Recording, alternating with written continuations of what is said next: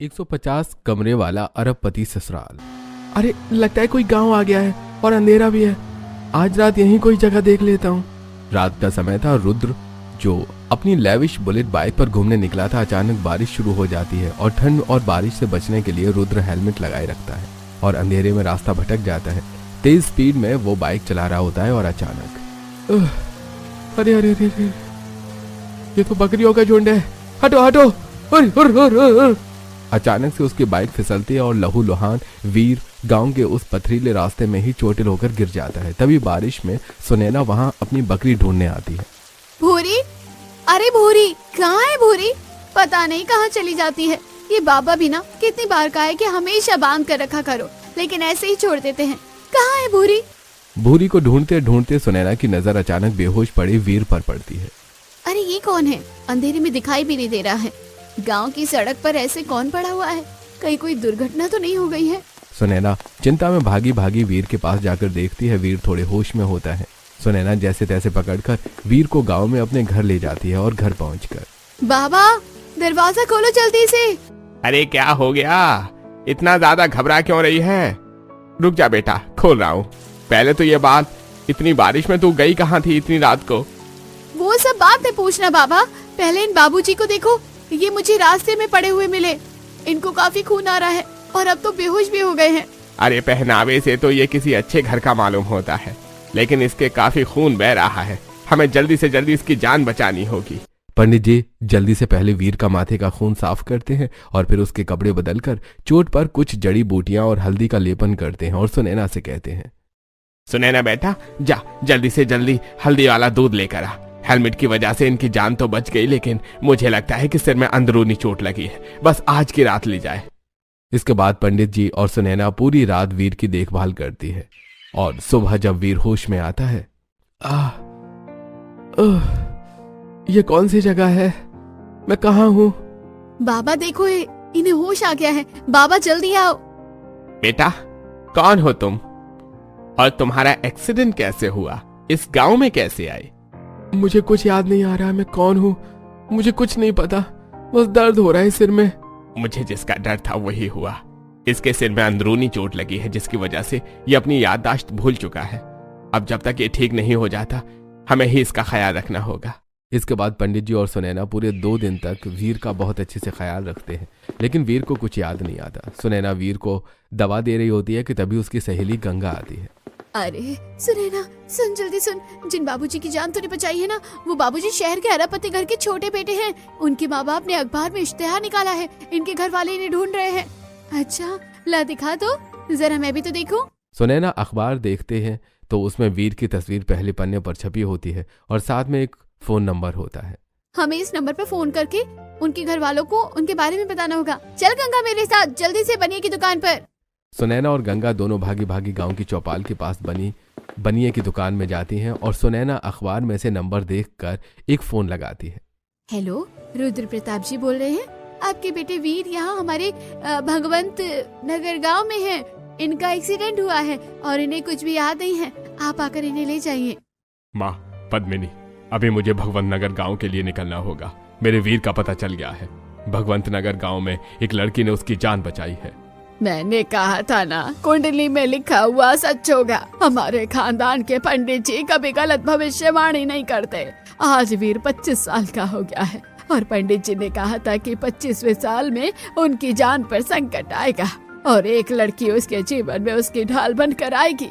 वही होगी उसके जीवन की रक्षक। हाँ माँ, आप ठीक कह रही हैं। मुझे पता है मुझे क्या करना है। हम अभी भगवंत नगर के लिए निकल रहे हैं। कहीं आप लोग कुछ ऐसा वैसा करने की तो नहीं सोच रहे? बाहू, हमें पता है कि हमें क्या करना है और तुम्हें हमारा फैसला मानना होगा। हमारे लिए हमारे वीर की जान से ज्यादा कीमती कुछ भी नहीं है। रुद्र प्रताप जी राजकुमारी जी के साथ तुरंत भगवंत नगर गांव पहुंचते हैं और अपने बेटे वीर को देखकर बहुत खुश होते हैं। बेटी, तुम ही हो ना जिसने हमारे छोटे वीर की जान बचाई है? जी दादी, ये हमें गांव के रास्ते पर घायल मिले थे, लेकिन उनकी याददाश्त जा चुकी थी। ये आप में से किसी को भी नहीं पहचानते हैं। हे प्रभु, वीर बेटा बताओ, क्या हम तुम्हें याद नहीं है? हम तुम्हारी दादी हैं। नहीं, मुझे कुछ भी याद नहीं है। मेरे सिर में बहुत तेज दर्द हो रहा है। रुद्र, जल्दी ही हमने जो कहा था वो करो, क्योंकि हमारे वीर की किस्मत इस लड़की के साथ बंधी हुई है। अगर जल्दी ही इसकी शादी इसके साथ नहीं कराई तो जरूर कुछ न कुछ अनहोनी हो जाएगी। माँ, मैंने पता किया है कि ये लड़की अनाथ है और इन्हीं पंडित जी ने इन्हें पाल पोस कर बड़ा किया है, तो आप पंडित जी से ही बात कर लीजिए। हाँ बेटा, क्यों नहीं। पंडित जी सुनिए, हमारे वीर के साथ जो हुआ है वो उसकी नियति में था। आज से 25 साल पहले हमारे पंडित जी ने ये भविष्यवाणी कर दी थी। साथ ही उन्होंने ये भी बताया था कि वीर की जान केवल एक लड़की ही बचा सकती है, अगर वो सही समय पर उसे मिल जाए। और आपकी सुनैना ने मेरे वीर की जान बचा ली। सुनैना ही वो लड़की है जो मेरे वीर के जीवन की ढाल बन सकती है। तो क्या आप सुनैना की शादी मेरे वीर से करने के लिए तैयार हैं? आप विश्वास नहीं करेंगे राजकुमारी जी, लेकिन मैंने अपनी सुनैना के लिए न जाने कितने रिश्ते देखे। सुनैना की कुंडली बिल्कुल अलग है। पहले मुझे सुनैना और वीर की कुंडली मिलानी होगी। इसके बाद राजकुमारी जी पंडित जी को कुंडली देती हैं और दोनों की कुंडली मिलाने के बाद ये तो चमत्कार है, चमत्कार। इन दोनों की जोड़ी तो साक्षात महादेव और पार्वती की जोड़ी है। ऐसी कुंडली मैंने आज तक कभी किसी की नहीं देखी। इन दोनों का साथ में आना नियति है। मैं अपनी बेटी का विवाह आपके पोते वीर से करने के लिए तैयार हूँ। वीर तुम्हें याद नहीं, लेकिन तुम हमारे पोते हो और तुम्हारी जान बचाने के लिए मैं चाहती हूँ कि तुम्हारा विवाह जल्द ही सुनैना के साथ हो जाए। इसके बाद राजकुमारी जी और रुद्र की वीर की कुछ तस्वीरें दिखाते हैं, जिससे रुद्र की याददाश्त तो वापस नहीं आती, लेकिन उसे यकीन हो जाता है कि वो उनके ही परिवार का बेटा है। और उसके बाद बहुत ही साधारण तरीके से मंदिर में सुनैना और वीर का विवाह हो जाता है और सुनैना एक लग्जरी गाड़ी में कुछ ही देर में विदा होकर अपने ससुराल आ जाती है और अपने ससुराल को देखकर मन ही मन सोचती है, हे भगवान, इतना बड़ा घर। इसका मतलब गंगा सही कह रही थी, मेरा ससुराल साधारण नहीं अरबपति ससुराल है। जैसे ही सुनैना अपने अरबपति ससुराल के दरवाजे की चौखट पर खड़ी होती है, उसे सोने की नक्काशी के दरवाजे दिखते हैं और कदमों के नीचे जयपुरी मलमल का कारपेट महसूस होता है और घर के अंदर हीरे मोती और अलग अलग रत्नों की चमक दिखाई देती है। क्या सच में मैं कोई सपना नहीं देख रही? क्या ये सच में मेरा ही ससुराल है? क्या अब मैं 150 कमरे वाले अरबपति ससुराल की बहू बन चुकी हूँ? लेकिन मैं उनके घर में कैसे एडजस्ट हो पाऊंगी? क्या हो गया बेटा, आओ अपने ससुराल में गृह प्रवेश करो। नंदिनी, अपनी देवरानी का स्वागत करो। सुनैना की जेठानी नंदिनी सोने की जरी वाली कीमती साड़ी पहने हुए हैं और ऊपर से नीचे तक हीरे, पन्ना और नीलम के गहनों से लदी हुई हैं। वो चांदी का कलश नीचे रखती हैं और फिर बड़ा सा सोने का थाल लेकर उससे सुनैना की आरती उतारती हैं और उसे घर के अंदर बुलाती हैं। आओ सुनैना, तुम्हारे अरबपति ससुराल में तुम्हारा स्वागत है। आप लोगों ने अपनी मर्जी से मेरे बेटी की शादी तो करा ली, लेकिन मुझसे उम्मीद मत रखिएगा कि मैं इसे अपनी बहू स्वीकार कर लूंगी। बहू, तुम्हारी इज्जत से ज्यादा जरूरी मेरे वीर की जिंदगी है। सुनैना ही वो लड़की है जिसने मेरे वीर की जान बचाई, इसलिए अब मैं इस बारे में कोई बात नहीं सुनना चाहती। ये क्या हो रहा है घर में? आज हमारी छोटी बहू का गृह प्रवेश है और पद्मिनी, तुम आज भी नाराज हो रही हो? दादी जी, मैं सुनैना को उसके कमरे में छोड़कर आती हूँ। लंबा सफर तय करके आई है तो थक गई होगी, थोड़ा आराम कर लेगी। चलो नंदिनी, मेरे साथ कमरे में चलो। नंदिनी सुनैना को अपने साथ लेकर जाती है और एक कोने में एक छोटा सा बटन दबाती है, जिससे एक दरवाजा खुलता है। दरवाजे के अंदर एस्केलेटर होता है, जिसे देखकर सुनैना हैरान रह जाती है। भाभी, ये क्या है और ये सीढ़ियाँ अचानक अपने आप कैसे चल रही है? सुनैना, तुम्हें नहीं पता, यह एस्केलेटर है। अब तुम्हारे अरबपति ससुराल में 150 कमरे हैं और 50 फ्लोर, तो क्या हम सारे फ्लोर तक सीढ़ियों से जाएंगे? एस्केलेटर की मदद से हम जल्दी जल्दी एक फ्लोर से दूसरे फ्लोर तक पहुंच सकते हैं और तुम्हारा कमरा तीसरे फ्लोर पर है। 150 कमरे? लेकिन भाभी, 150 कमरे में कौन कौन रहता होगा? सभी कमरों में कोई ना कोई रहता है, तुम धीरे धीरे समझ जाओगी। आज तुम्हारा ससुराल में पहला दिन है ना, तो चलो अपने कमरे में आराम करो। नंदिनी सुनैना को उसके लग्जरी कमरे तक लेकर जाती है। कमरे के बाहर का दरवाजा चांदी का बना होता है और उसमें सुंदर हीरे और मोती से सजावट होती है। भाभी, क्या इस घर में सभी 150 कमरे के दरवाजे चांदी के बने हुए हैं, जिनमें अलग अलग देशों और राज्यों के कीमती मोतियों की सजावट हो रखी है? हाँ सुनैना, हमारे घर का सबसे मेन दरवाजा सोने का बना हुआ है, जिस पर अलग अलग मणियों की नक्काशी है और सभी कमरों के 150 दरवाजे चांदी और हीरे मोतियों से सजे हुए हैं। नंदिनी की बात सुनकर सुनैना हैरान रह जाती है, जिसके बाद नंदिनी दरवाजे के बाहर एक बटन दबाती है और दरवाजा अपने आप खुल जाता है। दरवाजा खुलते ही सुनैना की आंखें फटी की फटी रह जाती हैं। आओ सुनैना, ये तुम्हारा कमरा है। भाभी, इतना बड़ा? ये मेरा कमरा है? कितना बड़ा! तो मेरा गांव भी इतना बड़ा नहीं होगा। क्या इस घर के सभी कमरे इतने ही बड़े हैं? हाँ सुनैना, आओ अपने कमरे के अंदर आओ तो जरा। सुनैना अपने कमरे के अंदर जाती है। जैसे वो कमरे के फर्श पर पैर रखती है वो घबरा जाती है। अरे क्या हुआ, तुम घबरा कर दोबारा बाहर क्यों चली गई? अरे भाभी, पैरों के नीचे इतनी तेज रोशनी निकल रही है, शायद शॉर्ट सर्किट हुआ है जिसकी वजह से करंट लग सकता है।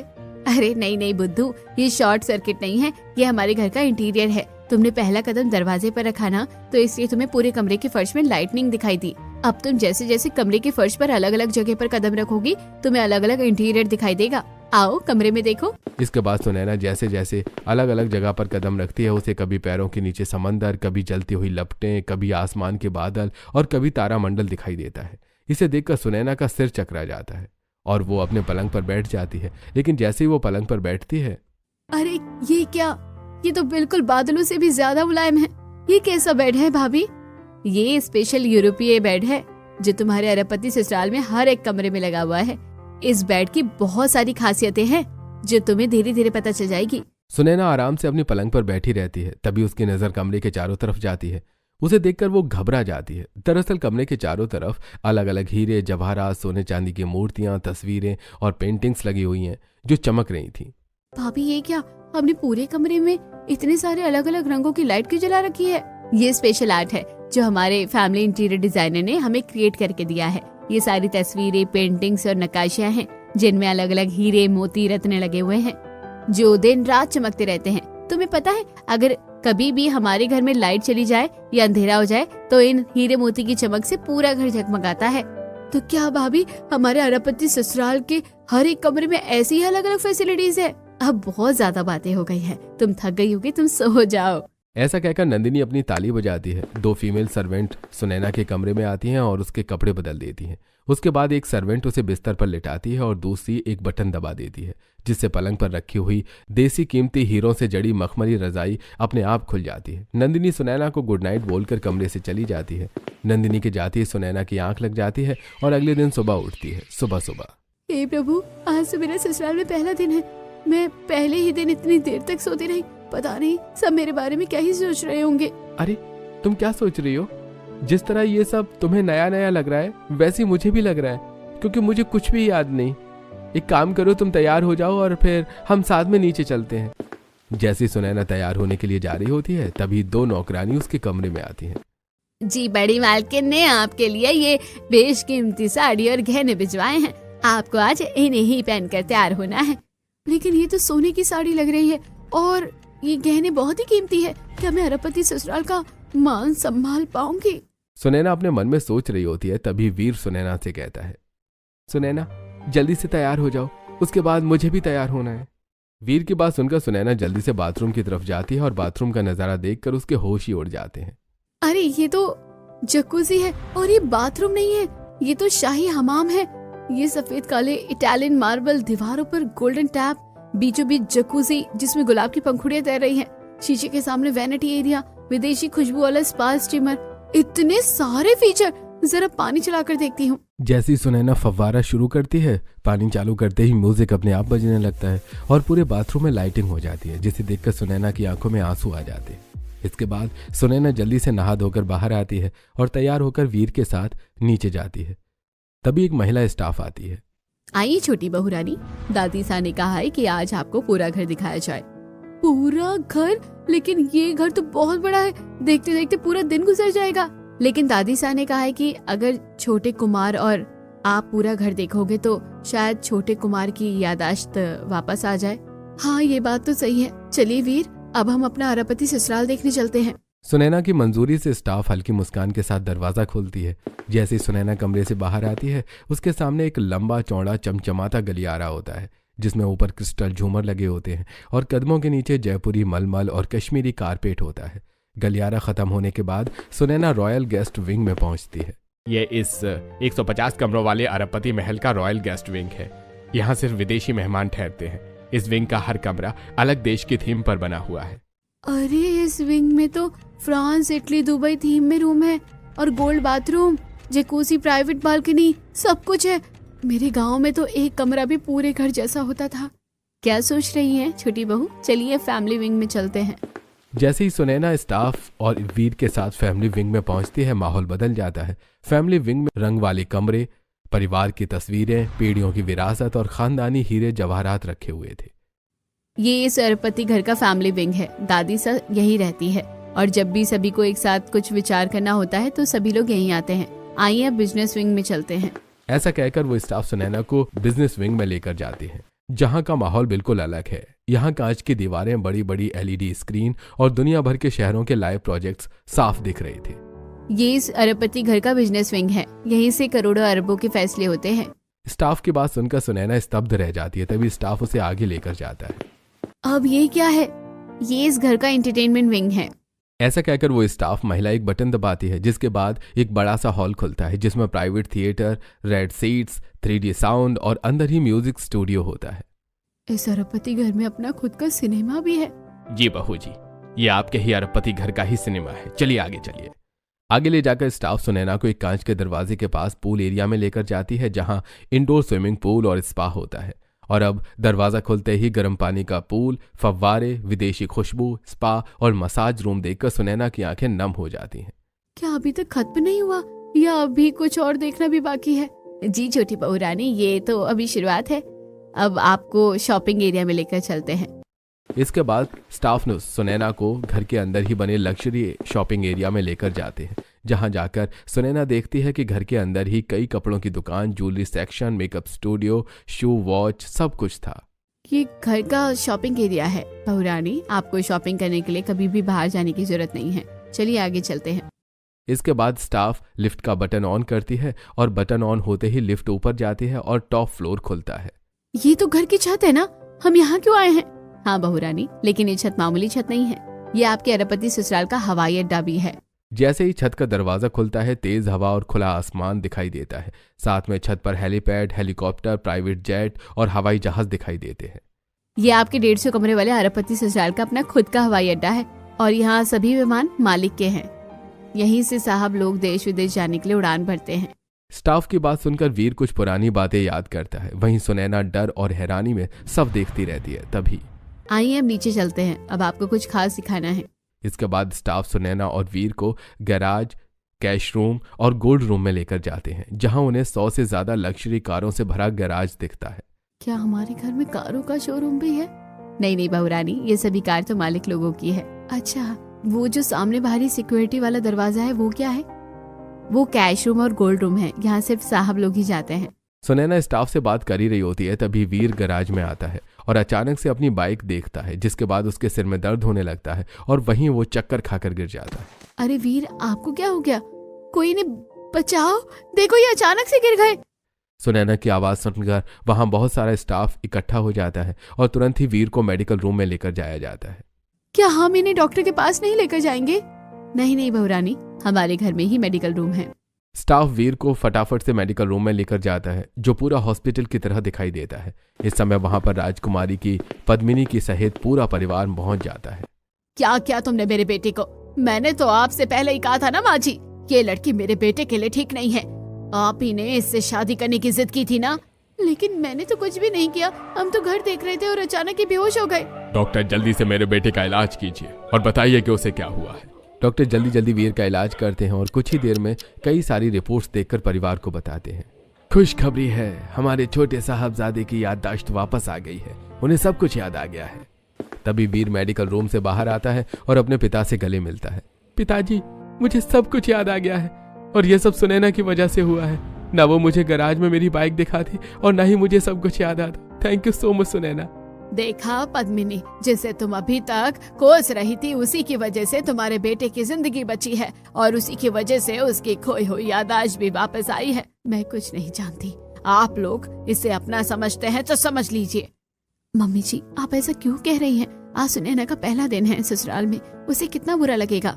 रहने दे बेटा। नंदनी, तेरी सास दौलत के घमंड में पागल हो गई है। चलो बेटा सुनैना, आज तुम्हारा रिसेप्शन है, तुम्हें रिसेप्शन के लिए तैयार होना है। घर में सभी लोगों की बातें सुनकर सुनैना लौटकर अपने कमरे में आ जाती है और मन में सोचती है, कैसी किस्मत है मेरी, अपने गांव से सीधे 150 कमरे वाले अरबपति ससुराल में आ गई हूँ। और मैं इतनी रॉयल जिंदगी, इतनी चमक, इतनी सुविधाएं, इतना बड़ा घर, 150 कमरे, सोना चांदी हीरे, पर क्या इस घर में मेरे लिए दिल में भी जगह होगी? सुनैना अपने मन में सभी बातें सोच रही होती है, तभी नंदिनी उसके कमरे में आती है। बधाई हो सुनैना, अब तुम्हारे पति की याददाश्त भी वापस आ गई है। ये लो कपड़े और गहने, शाम को रिसेप्शन है और तुम तैयार हो जाना। रिसेप्शन हमारे अरबपति घर के पार्टी विंग में होगा और ये तुम्हारे डिजाइनर है और ये तुम्हारी मेकअप आर्टिस्ट, ये दोनों तुम्हें तैयार कर देगी। जी ठीक है भाभी, जैसा आप कहें। नंदिनी के जाने के बाद डिजाइनर और मेकअप आर्टिस्ट सुनैना को एकदम दुल्हन की तरह सजा देती है। सुनैना ने आज 1 करोड़ का बेशकीमती हीरों का लहंगा पहना था और साथ में करोड़ों के जेवरात, जिसमें वो किसी महारानी से कम नहीं लग रही थी।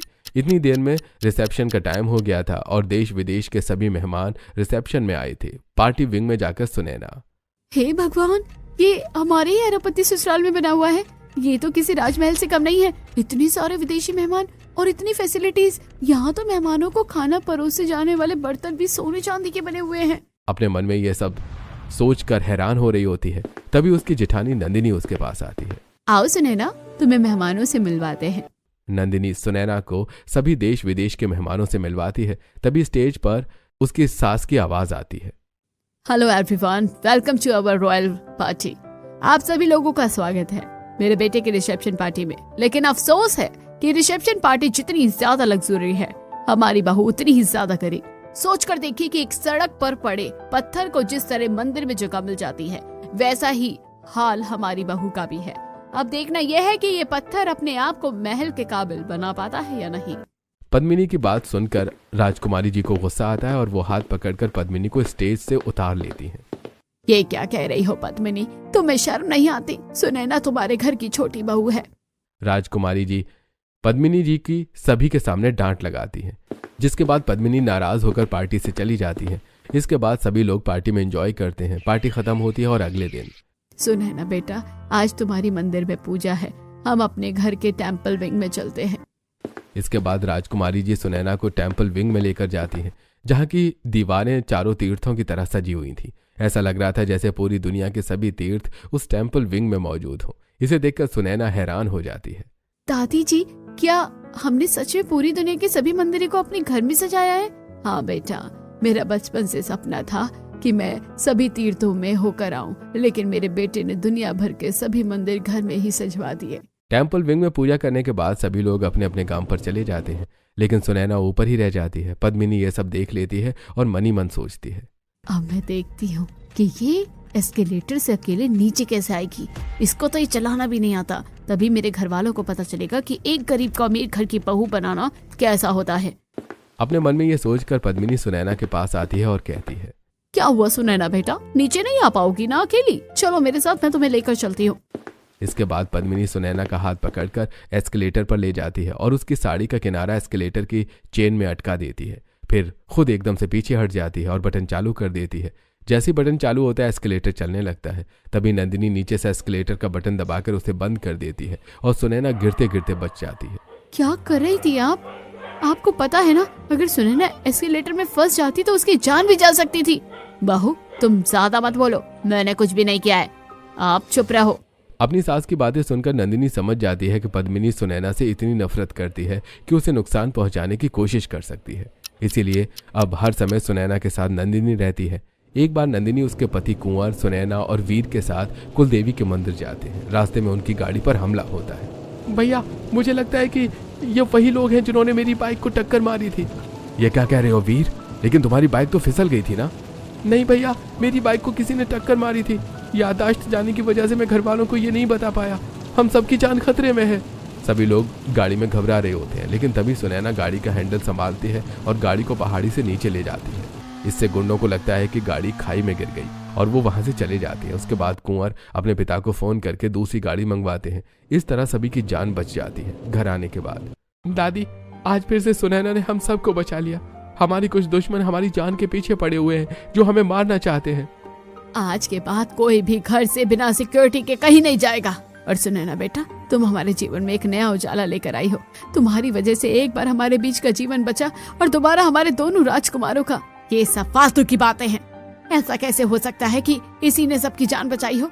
पद्मिनी, तुम्हें नहीं मानना तो मत मानो, लेकिन देखना एक दिन तुम्हें भी विश्वास हो जाएगा।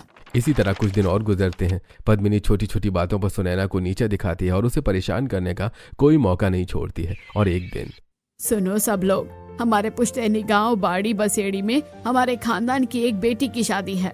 हम सभी को वहां जाना है, लेकिन ध्यान रहे कोई भी अपने जेवर और महंगी साड़ी पहनकर नहीं जाएगा। लेकिन मैं तो गरीब की तरह नहीं जा सकती। सबके मना करने के बावजूद पद्मिनी बहुत सारे गहने पहनकर पुश्तैनी गांव जाती है। जब शादी हो रही होती है तो वो अलग से एक कोने में बैठी होती है। तभी कुछ लोग उन पर हमला करते हैं और सुनैना ये सब देख लेती है। हे भगवान, मम्मी जी की जान खतरे में है, मुझे कुछ करना होगा। सुनैना तुरंत एक मशाल उठाती है और खुद उन सभी गुंडों को भगा देती है। फिर अपनी सास को वापस पंडाल में ले जाकर आती है। वहां आकर, अरे तुम दोनों कहाँ चली गई थी? माँ जी, आप सही कह रही थी, हमारी बहू एक हीरा है, इसने आज मेरी जान बचाई। सुनैना, तुम ही हमारे 150 कमरे वाले अरबपति ससुराल की बहू हो। पद्मिनी की बात सुनकर सभी लोग तालियां बजाते हैं। अब सुनैना भी मान सम्मान के साथ 150 कमरे वाले अरबपति ससुराल की बहू बनकर खुशी खुशी रहती है।